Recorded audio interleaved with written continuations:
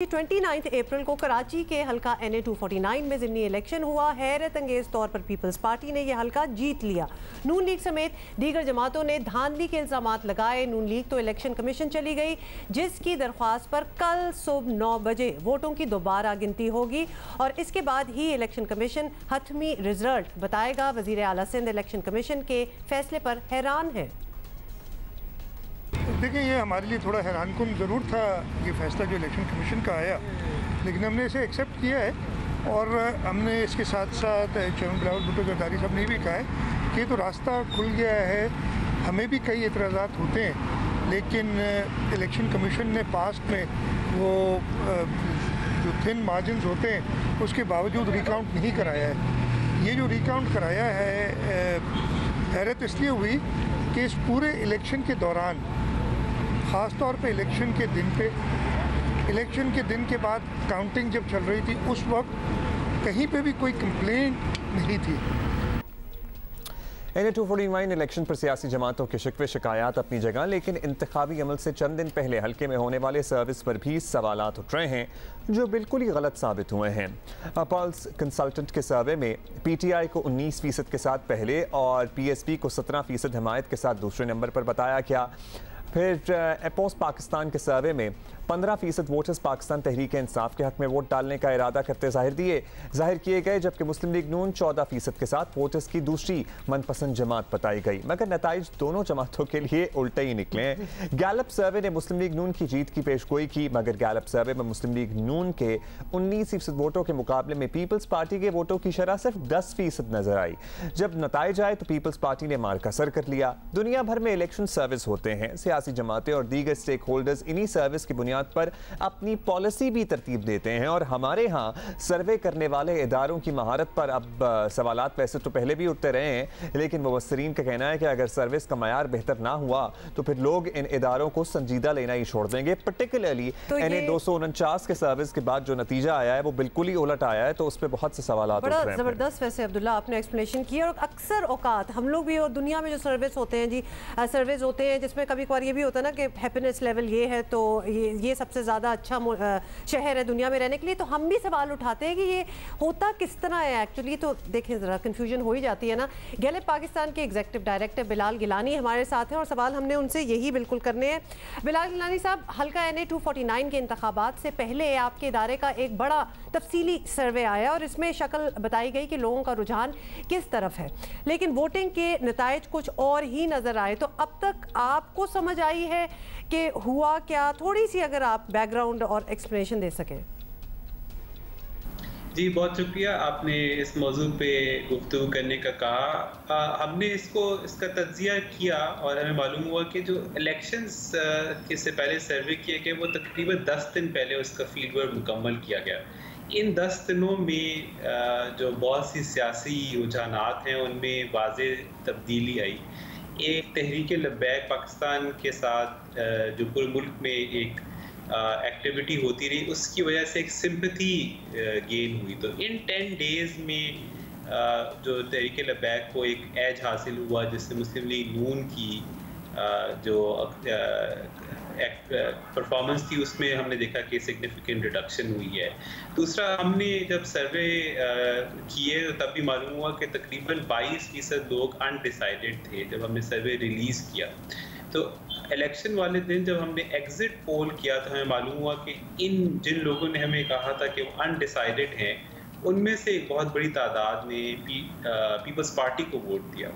तो इस तरह से ये दो अवामिल प्लस एक वोटर टर्न आउट, ये 3 इश्यूज़ हैं जिनकी वजह से जो एक डिफरेंस नज़र आया polling prediction 10 days before the election और इलेक्शन के रिजल्ट्स में।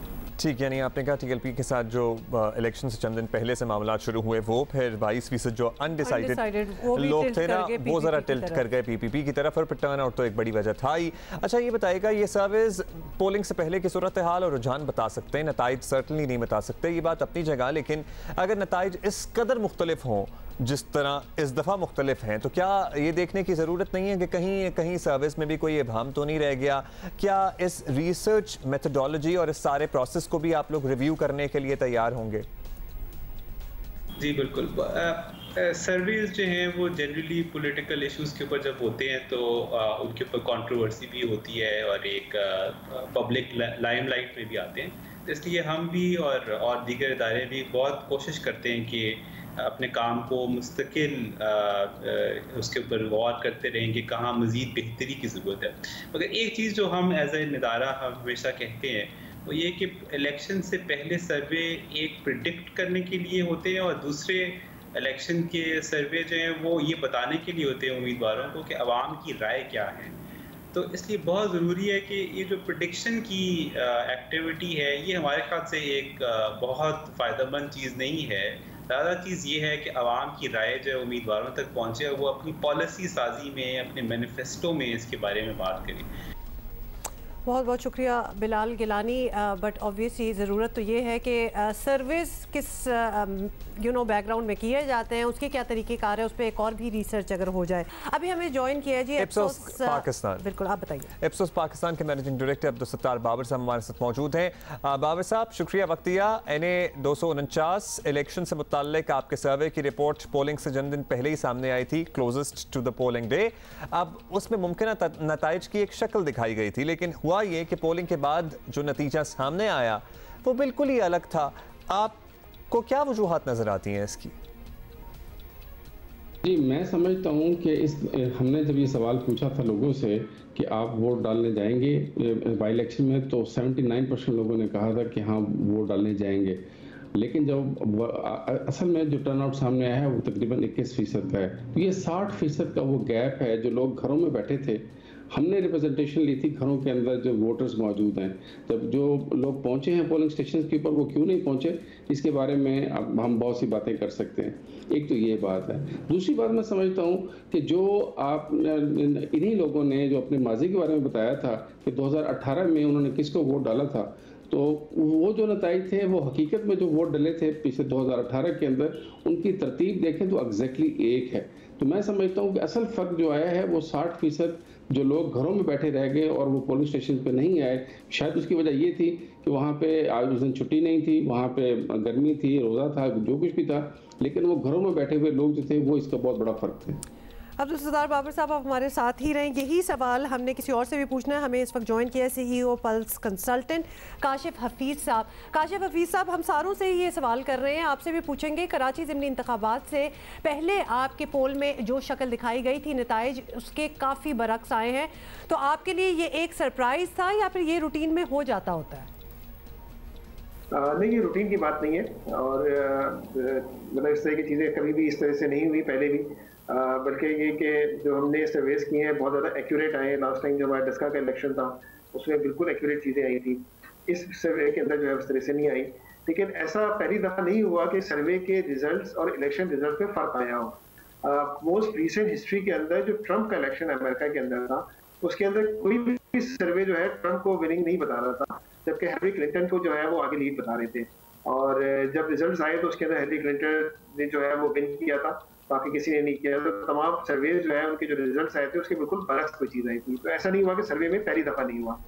और दोबारा से अब्दुल सत्तार साहब की तरफ आते हैं। अब्दुल सत्तार साहब, आमतौर पर पाकिस्तान में ऐसे सर्विस करने वाले बड़े इदारों की रिपोर्ट्स पर बहुत एतमाद किया जाता है, लेकिन इस एक इलेक्शन के बाद कुछ सवालात तो सर्टनली उठेंगे। आपको लगता है कि आपको अपना तरीक़ाकार बदलने की प्रॉब्ली ज़रूरत है, या रिव्यू करें ज़रा रिसर्च मेथोडोलॉजी वगैरह और सैम्पल वगैरह?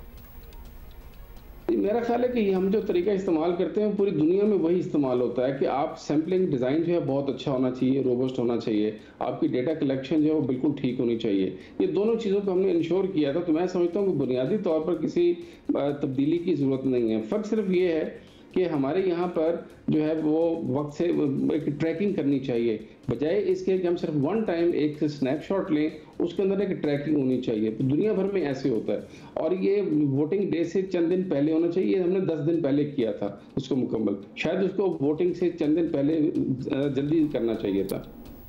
बहुत बहुत शुक्रिया।